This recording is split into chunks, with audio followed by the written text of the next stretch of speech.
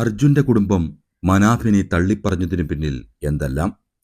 ആദ്യ 2 ഘട്ടങ്ങളിൽ മനാഫ് ഒപ്പമുണ്ടായിരുന്നുവെങ്കിൽ 3-ാം ഘട്ടം മുതൽ മനാഫ് വഴിമാറിയത് എങ്ങനെ? എന്തിനുവേണ്ടി? ആരാണ് മനാഫിനെ ലോറി ഉടമയാക്കിയത്? അർജുന്റെ കുടുംബം പറഞ്ഞുവെക്കുന്നതിലെ യാഥാർത്ഥ്യങ്ങൾ എന്തൊക്കെയാണ്?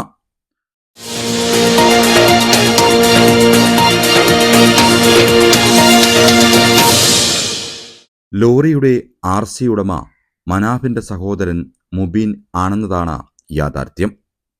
പിന്നെ ആരാണ് മനാഫിനെ ലോറി ഉടമയാക്കിയത്? അർജുൻ സഞ്ചരിച്ച ലോറി മണ്ണിടിച്ചിലിൽപ്പെട്ടെന്ന വാർത്ത പുറത്തു വന്നതോടെ ചാനലുകൾ റിപ്പോർട്ട് നൽകാൻ കാണിച്ച മത്സര ബുദ്ധിയാണ് മനാഫിനെ ലോറി ഉടമയാക്കിയത്. പിന്നീട് വന്നവരും പോയവരുമെല്ലാം മനാഫിനെ തോളിലേറ്റി. വിഷയം അന്താരാഷ്ട്ര തലത്തിൽ ശ്രദ്ധ നേടിയതോടെ അർജുനേക്കാൾ പരിവേഷം മനാഫിനായി.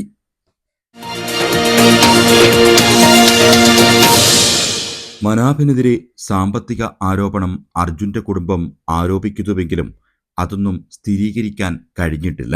കുടുംബത്തിന്റെ വൈകാരികതയെ മനാഫ് ചൂഷണം ചെയ്യുന്നുവെന്ന് കുടുംബം പറഞ്ഞത് 100% ശരിവയ്ക്കാം. അർജുന്റെ മകനെ മനാഫ് 4-ാമത്തെ മകനായി വളർത്തുമെന്ന് പറഞ്ഞത് എന്തിനു വേണ്ടിയാണ്? അർജുന്റെ മകന് മാതാവുണ്ട്, അവർക്കൊരു ജോലിയുമുണ്ട്, കുടുംബമുണ്ട്. ആ കുഞ്ഞിനെ പോറ്റാനും വളർത്താനും അവർക്ക് ശേഷിയുമുണ്ട്. അർജുന്റെ കുഞ്ഞ് അനാഥനല്ല. പിന്നെ ഏതർത്ഥത്തിലാണ് മനാഫ് ഇത്തരത്തിൽ ഒരു പരാമർശം നടത്തിയത്? അർജുന്റെ മകനെ 4-ാമത്തെ മകനായി വളർത്തുമെന്ന് മനാഫ് പറഞ്ഞു വയ്ക്കുമ്പോഴും മനാഫിന്റെ മക്കളെ മറ്റാർക്കെങ്കിലും വളർത്തുവാൻ വിട്ടു നൽകുമോ മനാഫും ആ കുടുംബവും? ഈ ചോദ്യവും ഇവിടെ വളരെ പ്രസക്തമുള്ളതാണ്. പിന്നെ എന്തിനാണ് മനാഫ് ഇത്തരമൊരു നിർദ്ദേശം മുന്നോട്ട് വെച്ചത്? മനാഫ് തൻ്റെ ജോലി ചെയ്യട്ടെ.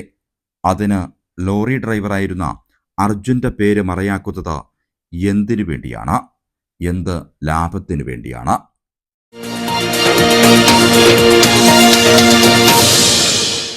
മനാഫ് ചെയ്ത ശരികളെ അംഗീകരിക്കാം, ഇല്ലാത്തതിനെ തള്ളിക്കളയാം.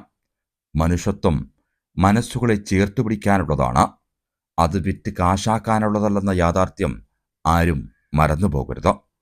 ന്യൂസ് ഡെസ്കിൽ നിന്നും റിജോ പത്തനാപുരം.